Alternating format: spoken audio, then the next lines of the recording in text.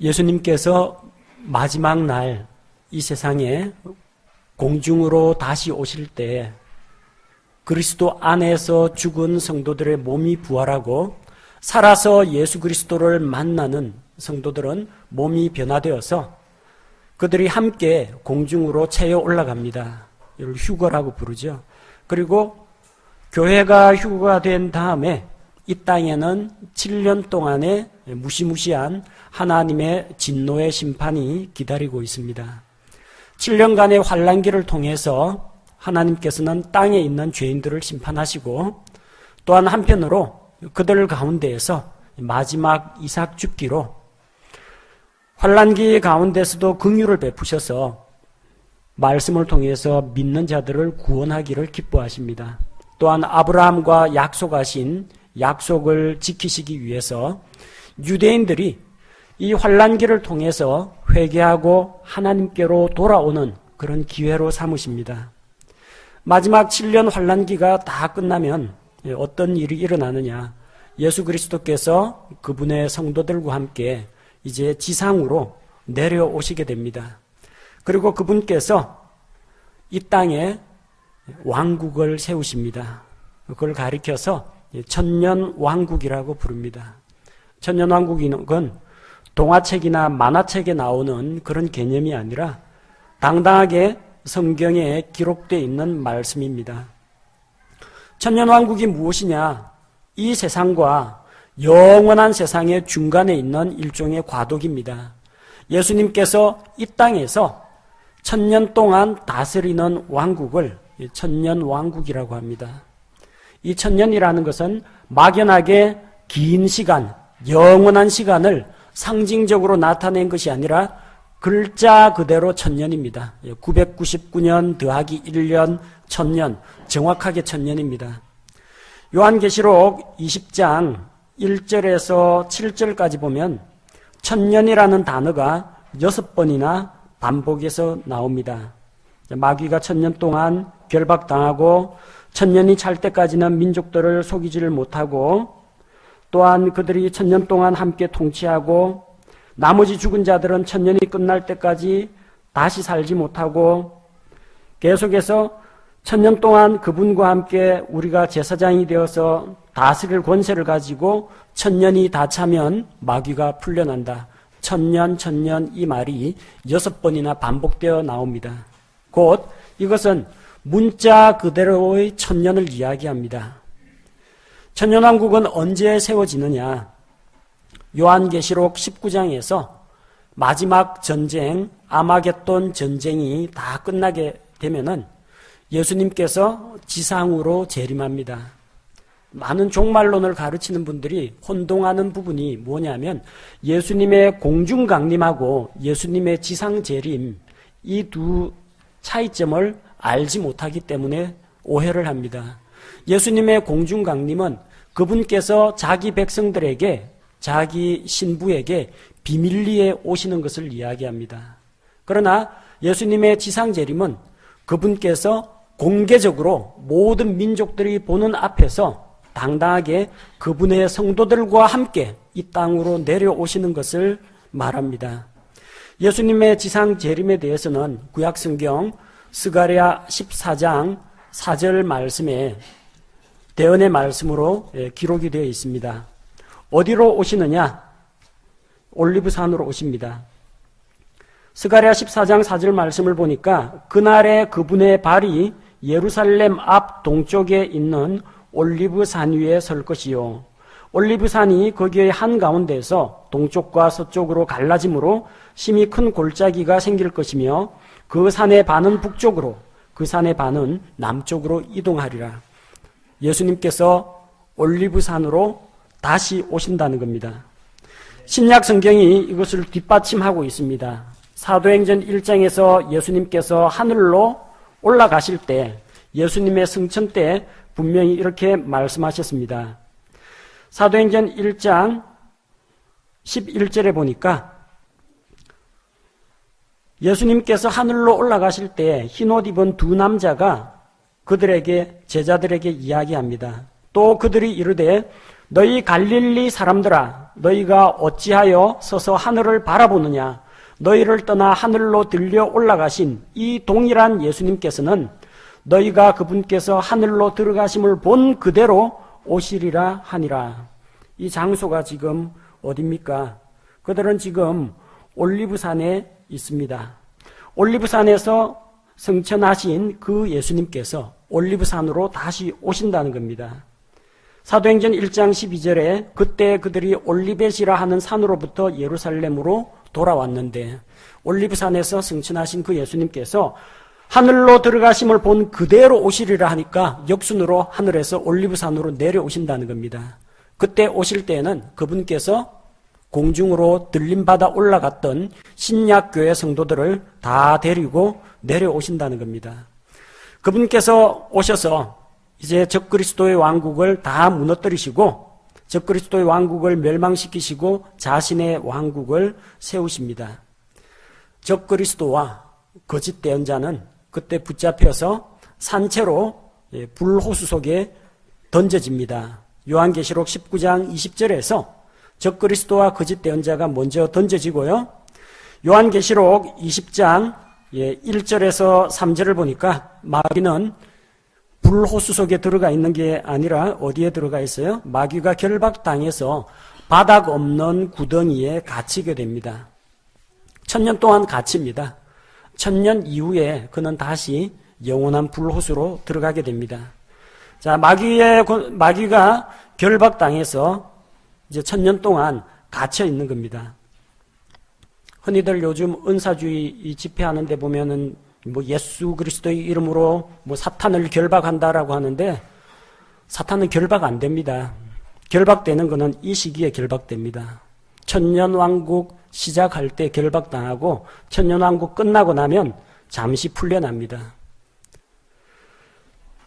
자, 그리고 예수님께서 천년왕국을 시작하기 전에 이제 민족들을 심판하시는 일이 있습니다. 구약성경 요엘 2장 1절에서 2절 그리고 12절 말씀해 보면 그 장소가 여호사밧 골짜기라고 합니다.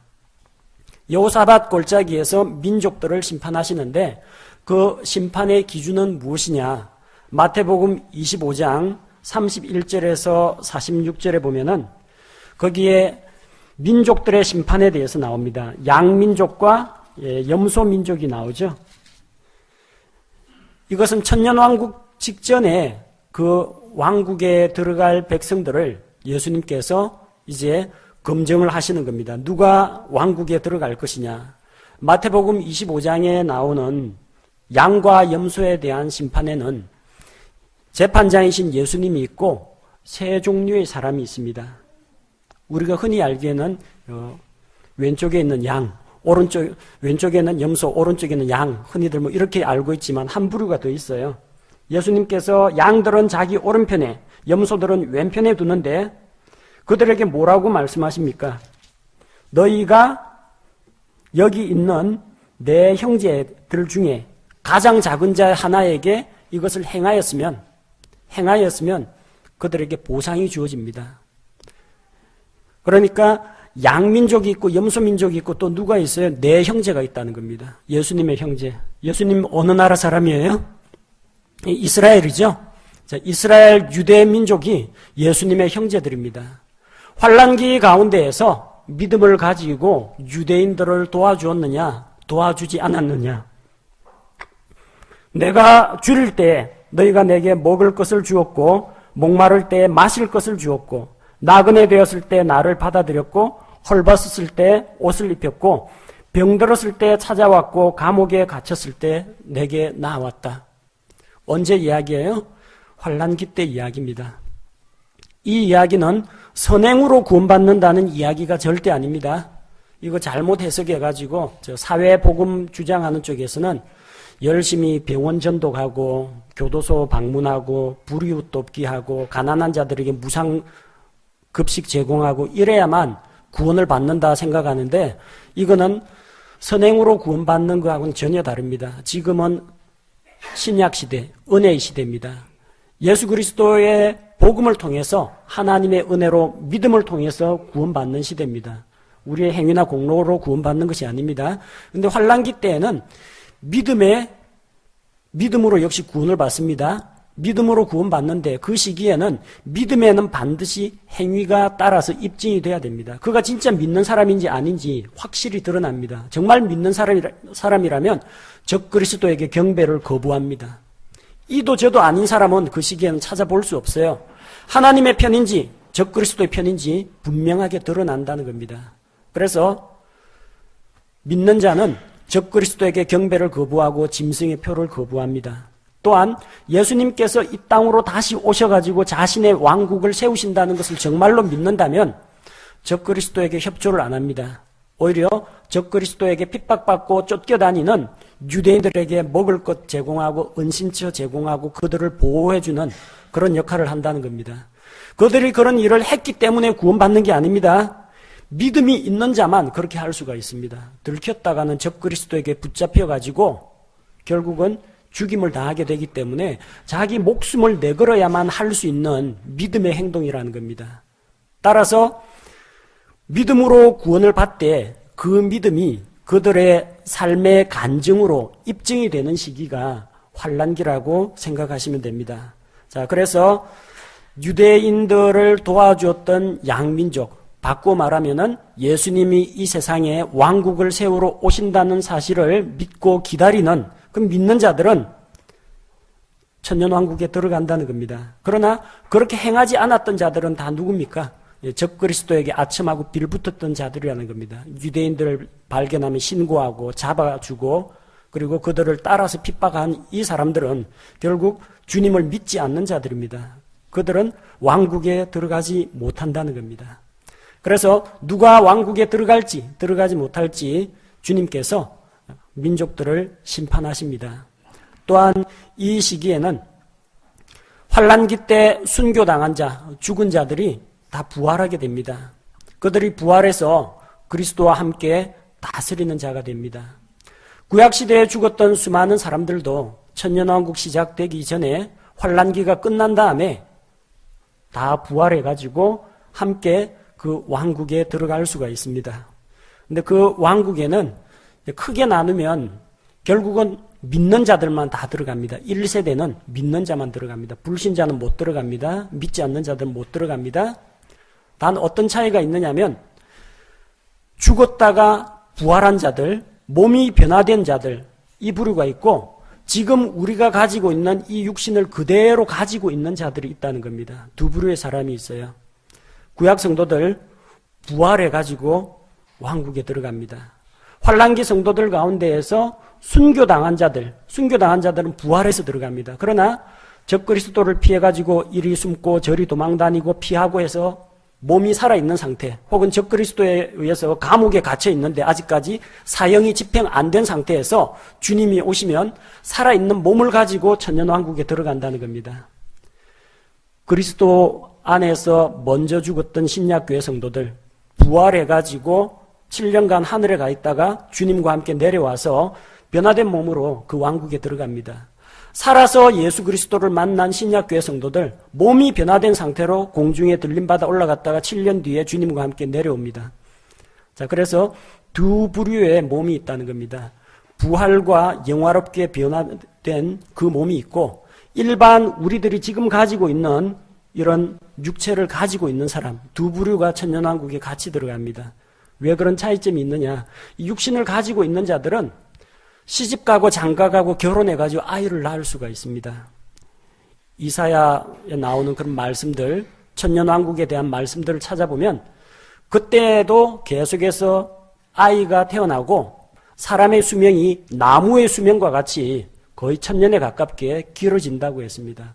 100세에 죽는 자가 있으면 그건 어린아이라고 불릴 정도로 사람의 수명이 길어진다고 했습니다. 그래서 그들이 계속해서 번식을 하고 1000년 동안 살면서 천년왕국 들어간 1세대들이 계속 출산을 하고 번식을 하면은 인구가 늘어나겠죠. 자, 그런데 몸이 부활했거나 몸이 변화된 자들은 예수님 말씀처럼 하늘에 있는 천사들과 같이 시집가고 장가가고 출산하는 일이 없습니다. 두 부류의 사람이 있다는 걸 기억하시기 바랍니다. 모두가 다 변화되고 모두가 다 부활체면은 천년왕국에서 인구의 증가는 있을 수가 없습니다. 그런데 구약 성경에 보니까 분명히 거기서 다시 아이를 낳고 어린아이의 소리가 들리며 또 사람이 나무의 수명과 같이 수명이 길어진다고 이야기하고 있기 때문에 우리는 몸을 입고 천년왕국에 들어가는 자들도 있다. 그걸 알 수가 있습니다. 천년왕국은 어떤 곳이냐? 한마디로 말하면 정말 말로는 표현할 수 없을 정도로 아름답고 좋은 곳입니다. 천년왕국의 정치제도는 예수 그리스도께서 다윗의 왕좌에 앉아서 다스리십니다. 예수님 탄생하기 전에 누가복음 1장 32절에서 33절 말씀에서 하나님께서 예수님에게 다윗의 왕좌를 주어서 왕국을 다스리게 하신다고 했습니다. 그런데 왕으로 오신 그 예수 그리스도를 유대인들이 거부하고 배척했습니다. 왕도 왕국도 거부했기 때문에 그들에게 왕국을 줄 수가 없고 그 왕국이 잠시 동안 연기되어 있었습니다. 그러나 예수님의 재림과 함께 이제 이 땅에 그분의 왕국을 세울 수 있게 되었습니다. 시편 2편 8절에서 9절 말씀에 의하면 하나님께서 자기의 아들 예수 그리스도에게 하시는 말씀입니다. 내게 구하라. 내가 이 열방들을 내게 주리니 내 소유가 땅의 끝까지 이를 것이라고 했습니다. 그때 주께서는 이제는 나약한 어린아이 베들레헴 마국간에서 태어난 어린아이의 모습으로 오시는 것이 아니라 쇠지팡이 권세, 철장 권세로 다스리시는 분입니다. 반역하는 이방 민족들을 질그릇처럼 산산조각으로 부스러뜨리는 그런 권능을 가지고 오십니다. 이사야 대언자가 말하기를 공의와 정의로 다스리시는 그런 왕국을 세우신다고 했습니다. 요엘 2장 32절에서도 그분께서 시온산에 자기의 왕좌를 세우실 것이라고 했습니다. 그때가 되면 예수 그리스도는 만왕의 왕이시요 만주의 주가 되시고 또한 다윗이 예수님 밑에서 다스리는 통치자가 된다고 했습니다. 하나님께서 다윗은 이미 죽었지만 역시 구약 성도들과 함께 몸이 부활하게 됩니다. 그래서 다스리는 통치자가 되어서 이스라엘이 한 목자 아래에 있게 될 것이라고 했습니다. 또한 구원받은 성도들이 주님을 보좌하면서 섬기는 자가 됩니다. 다스리는 자, 통치하는 자인데 그 다스리고 통치한다는 게 지배하고 군림한다는 이야기가 아니라 섬긴다는 의미입니다. 요한계시록 20장 4절에서 6절에 보면 첫째 부활에 참여한 자들이 그리스도와 함께 통치한다고 했습니다. 부활은 두 종류의 부활이 있어요. 첫째 부활이 있고 둘째 부활이 있는데 그 두 부활 사이에 적어도 1000년 이상의 시간 간격이 있다는 겁니다. 신약교회 성도들의 부활은 예수님 공중 강림 때 일어납니다. 그리고 7년간의 시간이 환란기가 있습니다. 그리고 천년왕국이 있습니다. 1007년이 지나고 나면은 둘째 부활이 있습니다. 그거는 지옥에 있던 사람들이 다 나와서 몸을 입고 부활해서 크고 흰 왕좌 앞에서 심판을 받는 겁니다. 부활의 시점이 제각기 다릅니다. 신약교회 성도들 언제 부활하느냐? 예수님 공중 강림하실 때 부활합니다. 그리고 구약 성도, 환란기 성도, 천년왕국 시작 전에 부활합니다. 1000년 지난 이후에 그 첫째 부활이 다 이루어진 1000년 이후, 천년왕국 끝나고 나서 믿지 않는 자들, 지옥에 있는 자들이 부활합니다. 바다가 그 가운데서 죽은 자들을 내어주고 사망과 지옥도 그 가운데서 죽은 자들을 내어주며 각 사람이 자기 행위에 따라 심판을 받고 하나님의 심판대 앞에서 자기 행위에 따라 심판을 받는 것은 1000년 뒤에 일어난다는 겁니다. 첫째 부활에 참여한 자들, 이 사람들은 그리스도와 함께 다스리는 권세를 받습니다. 구체적으로 마태복음 19장 28절에서는 예수님께서 제자들에게 너희도 하나님의 그 왕국이 이루어질 때 이스라엘의 12지파를 재판할 것이라고 했습니다. 12제자에게 12지파를 재판할 권세를 주었습니다. 또한 누가복음 19장에 보면은 열 문화의 비유가 나옵니다. 문화라는 건 동전 단위인데 10개의 문화를 가지고 종 10명을 불러다가 1문화씩 다 나눠줍니다. 내가 왕위를 받으러 갔다가 다시 오겠다. 그래서 그동안에 너희는 이걸 가지고 섬기는 일을 하라고 합니다. 문화를 맡겼습니다. 나중에 주인이 돌아왔습니다. 돌아와서 회계 보고 결산을 합니다. 일문화 받았던 사람이 나와서 주인님, 제가 이걸 가지고 장사해서 10문화를 벌었습니다. 잘하였다. 착하고 신실한 종아. 너는 10개의 도시를 다스려라.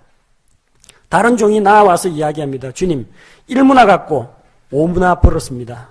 잘하였다. 착하고 신실한 종아. 너는 5개의 도시를 다스려라. 이렇게 다스리는 권세를 줍니다. 마지막으로 한 문화 그대로 가지고 있던 사람이 아무것도 하지도 않고 사용하지도 않고 활용도 안 했어요. 그래서 이 사악한 종아 책망을 했습니다. 그리고 그에게서 1문화를 빼앗아서 10문화를 가진 자에게 주라고 했습니다. 그리고 내가 왕이 되는 것을 원치 않았던 제 반역자들을 모두 다 끌어내서 죽이라고 합니다.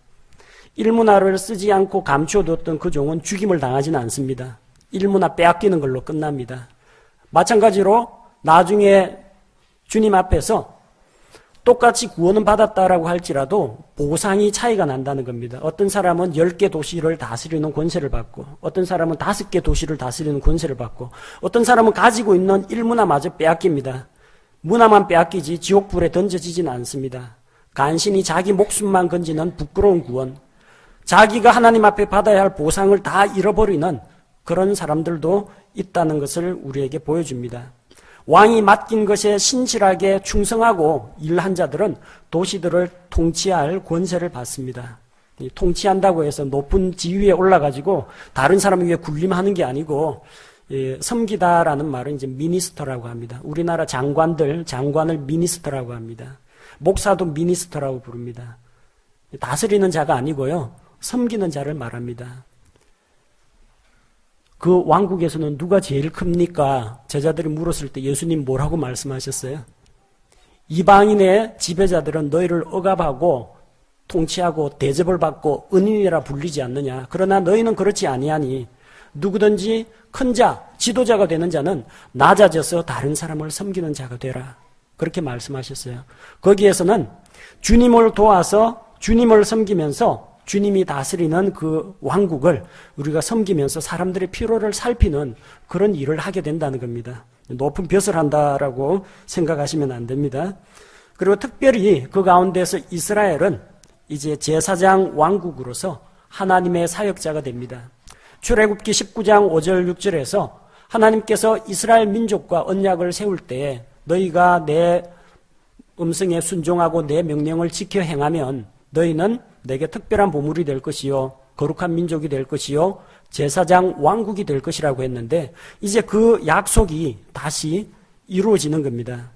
이스라엘 믿고 회개하고 하나님께 돌아온 그 이스라엘은 제사장 왕국이 됩니다. 하나님의 사역자가 되어서 수많은 이방 사람들에게 하나님의 신실하심과 그분의 영광과 능력을 선포하고 가르치는 그런 일을 맡게 되고 또 하나님 앞에 예배를 주관하는 그런 역할을 맡게 됩니다.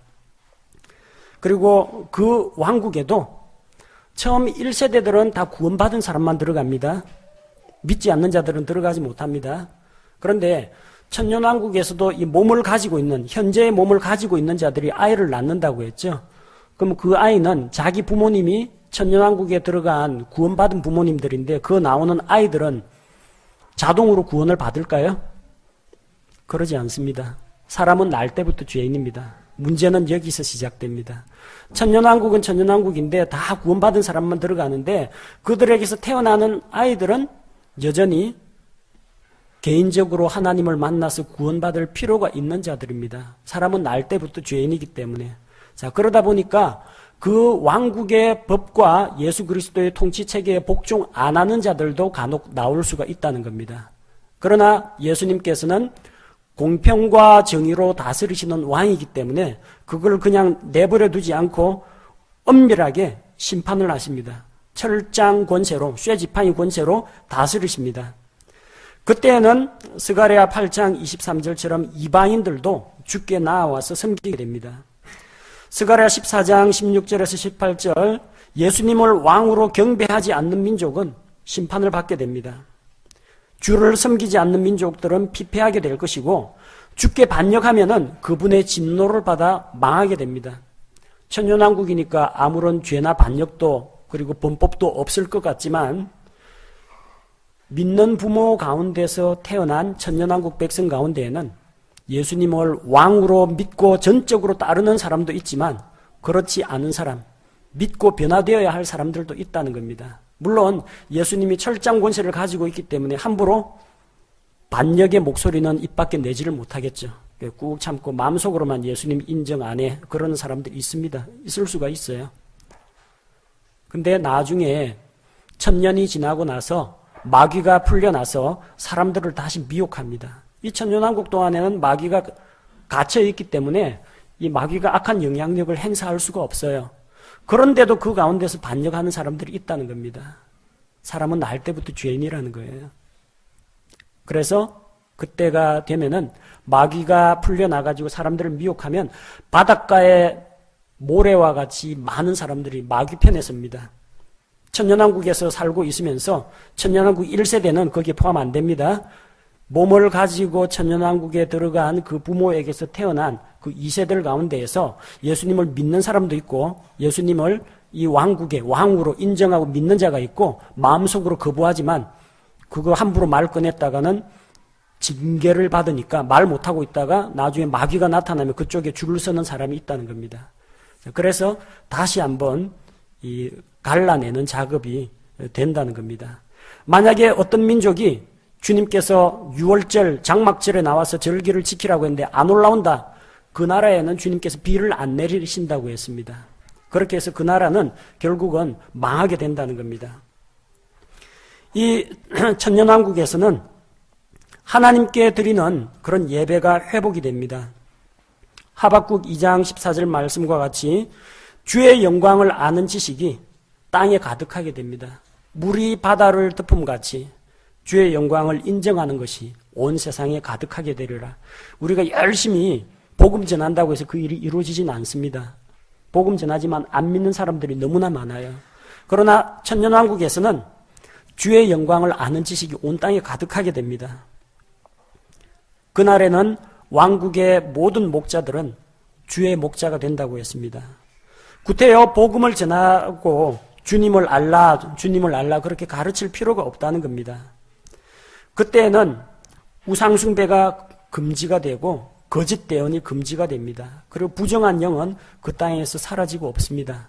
마귀는 1000년 동안 바닥 없는 구덩이에 갇혀있기 때문에 그렇습니다. 천년왕국에는 성전이 다시 세워집니다. 그 성전의 모습은 에스겔 40장에서 44장에 상세하게 묘사가 되어 있습니다. 그 성전 안에는 구약시대에는 있었던 언약궤, 등잔대, 휘장, 지성소 같은 것들은 찾아볼 수가 없습니다. 왜? 이 모든 것들은 예수 그리스도의 모형이었습니다. 세상의 빛, 생명의 빛이신 예수 그리스도, 성소 안에 비치는 등불을 통해서 나타냈습니다. 내가 하늘로부터 내려오는 생명의 빵이니 진설에 놓는 빵, 진설병, 그 보여주는 빵, 이거 예수 그리스도의 모형입니다. 근데 실체인 예수님께서 와 계시기 때문에 그게 이제 필요 없다라는 거죠. 언약궤 위에 있는 긍휼의 자리, 예수 그리스도가 우리의 긍휼의 자리가 되십니다. 우리의 화해 헌물이 되셨습니다. 이제 그런 것들이 필요가 없다는 겁니다. 성소와 지성소를 나누던 휘장, 예수님 십자가에 달리셨을 때 이미 다 찢겼습니다. 그거 다시 만들지 않는다는 겁니다. 예수님께서 직접 임재하시기 때문에 바로 그곳이 주님의 실제로 임재하기 때문에 이전에 사용하던 모형 같은 것들은 이제 더 이상 사용하지 않습니다. 자, 그런데 역시 하나님께 예배를 드리기 때문에 제사장 제도도 다시 회복이 됩니다. 우상숭배에 참여한 레위 사람들, 그들은 성전에서 봉사하는 일만 담당하게 됩니다. 희생제물을 드리지 못합니다. 다만 에스겔 44장 15에서 31절 말씀에 의하면 이 사독의 아들들, 사독 계열의 제사장들은 신실하게 하나님께서 주신 그 약속의 말씀을 믿고 끝까지 신실했기 때문에 천년왕국에서 희생제물을 드릴 수가 있습니다. 천년왕국에도 희생제사가 있습니다. 예수님께서 단번 속죄를 이루었기 때문에 신약교회에서는 더 이상 짐승을 잡아다 바치는 일은 하지 않습니다. 그러나 에스겔서를 읽어보면 천년왕국에서는 계속 희생 헌물을 드립니다. 왜 드리느냐? 이거는 죄 용서받기 위해서 속죄 헌물로 드리는 것이 아닙니다. 예수 그리스도의 구속하신 은혜, 예수님께서 우리를 대속하신 대속물이 되셨다는 것을 평생 동안, 천년 동안 잊지 않고 기억하라고 기념하기 위해서 드리는 것입니다. 그리고 그때에는 두 가지 절기를 지키게 됩니다. 에스겔 45장 21절에 보니까 그때도 유월절을 지킵니다. 천년왕국에도 유월절 있습니다. 그런데 유월절 어린 양은 잡지 않습니다. 왜? 어린 양께서는 다윗의 왕좌에 앉아 계시기 때문입니다. 다만 에스겔 45장 21절 말씀에 의해서 누룩 없는 빵을 먹습니다. 죄도 없고 흠도 없으신 예수님께서 자기의 몸을 깨뜨려서 우리를 구원하셨다. 그걸 기억하기 위해서 누룩 없는 빵을 먹습니다.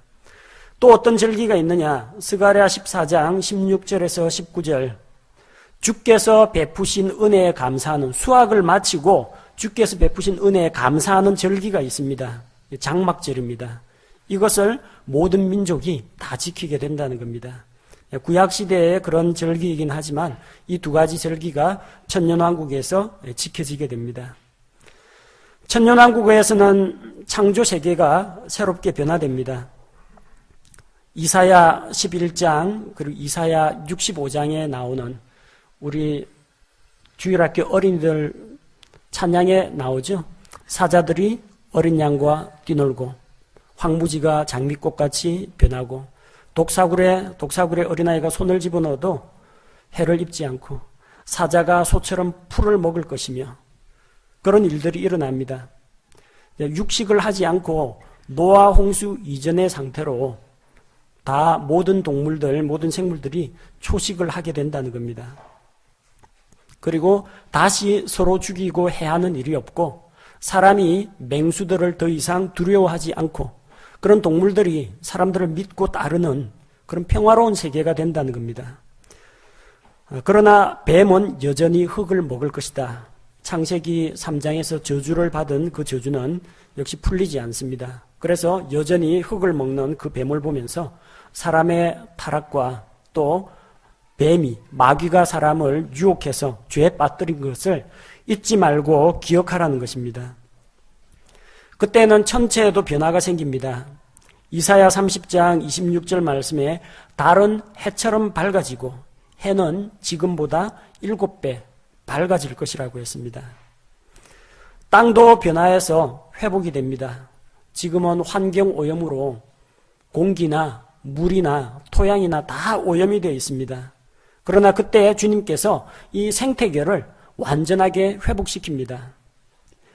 스가랴 14장 8절에 보니까 예루살렘에서부터 생수가 흘러나갔는데 이 주의 집에서 흘러나오는 물들이 강과 바다에 닿는 곳마다 모든 것들을 치유하고 물속 생물들이 살게 되고 물가의 나무들이 열매를 맺게 한다고 했습니다. 사람의 범죄로 말미암아 땅이 가시와 엉겅퀴를 냈습니다. 그러나 이사야 55장 12절 13절에 보니까 땅의 저주가 풀립니다. 천년왕국에서는 땅의 저주가 풀려서 가시와 찔레가 사라진다고 했습니다. 이사야 30장 23절에서는 땅이 비옥하여 수확량이 크게 증가합니다. 아모스 9장 13절 말씀처럼 쟁기질하는 자가 곡식 거두는 자 뒤를 따라간다고 했어요.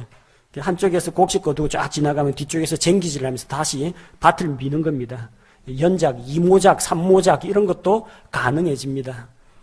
자, 이런 풍요로운 세상이 된다는 겁니다. 에덴 동산 그 이상으로 아름답고 영화로운 곳으로 만들어주시고 생태계의 그런 환경이나 오염물질 같은 것들이 없어지기 때문에 사람의 건강도 아주 좋아져서 사람의 수명이 길어집니다.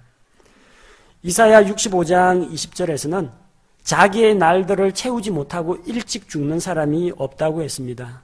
구약성경에서 제일 오래 살았던 사람이 무드셀라 969세까지 살았습니다.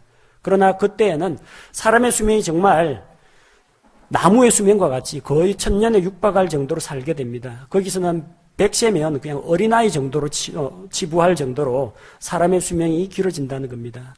하나님께서 창조 세계를 다시 회복시킨다는 겁니다. 로마서 8장에서는 이 만물들이 함께 탄식하면서 하나님의 아들들이 나타날 그날만 고대하고 있다고 했습니다. 왜? 지금 있는 이 만물들도 우리와 마찬가지로 신음하고 있다는 겁니다. 로마서 8장 22절에 보니까 또 온 창조 세계가 지금까지 함께 신음하며 고통 중에 산고를 치르는 줄을 우리가 아나니 지구가 병들고 있습니다. 산림이 베어지고 바다가 메워지고 자원 개발하느라고 여기저기 파헤치고 그래서 지금 물도 공기도 땅도 다 오염되어 있고 그들이 함께 신음하고 있습니다. 그래서 창조물들은 하나님의 아들이 나타나기만 기다립니다. 19절에 창조물이 간절히 기대하며 기다리는 바는 하나님의 아들들이 나타나는 것이니라. 창조물이 헛된 것에 복종하게 된 것은 자진해서 된 것이 아니요 소망 중에 바로 그것을 복종하게 하신 분으로 인한 것이니 이는 창조물 자신도 썩음의 속박에서 해방되어 창조 세계가 회복된다는 겁니다. 하나님의 자녀들의 영광스러운 자유에 이를 것이기 때문이라. 창조하신 창조주 하나님께서 이 지구, 이 창조 세계를 다시 새롭게 하시고 1000년 동안 아무런 부정부패나 불법이 자리 잡지 못하도록 예수 그리스도께서 공평과 정의로 다스리며 사람들이 정말 풍요하고 건강하고 아름답고 넉넉하게 행복하게 살 수 있는 그런 왕국을 이 땅에 세우신다는 겁니다. 그리고 그것이 끝이 아닙니다. 그 이후에는 감옥에 갇혀있는 마귀가 풀려나서 사람들을 미혹해서 누가 하나님의 편인지 누가 마귀의 편인지 다시 한번 솎아내고 그래서 하나님께서 영원한 세계 요한계시록 21장에 나오는 정말 영원한 그 세계로 들어가게 되는데 천년왕국은 그 세계로 들어가기 전에 과도기라고 보시면 됩니다. 우리는 다 예수 그리스도를 믿는 믿음으로 주님 다시 오시는 그날에 부활하고 들림받아서 저 하늘에 올라가고 이 땅에서 쏟아지는 7년 동안의 그 무시무시한 재앙을 겪지 않고 주님과 함께 그 왕국에서 다시 만나서 하나님께서 아름답게 회복하신 그 자연, 창조 세계를 보고 누리며 주님을 도와서 그 왕국을 섬기고 다스리는 그런 자로 함께 서게 될 것입니다. 제가 기도하겠습니다.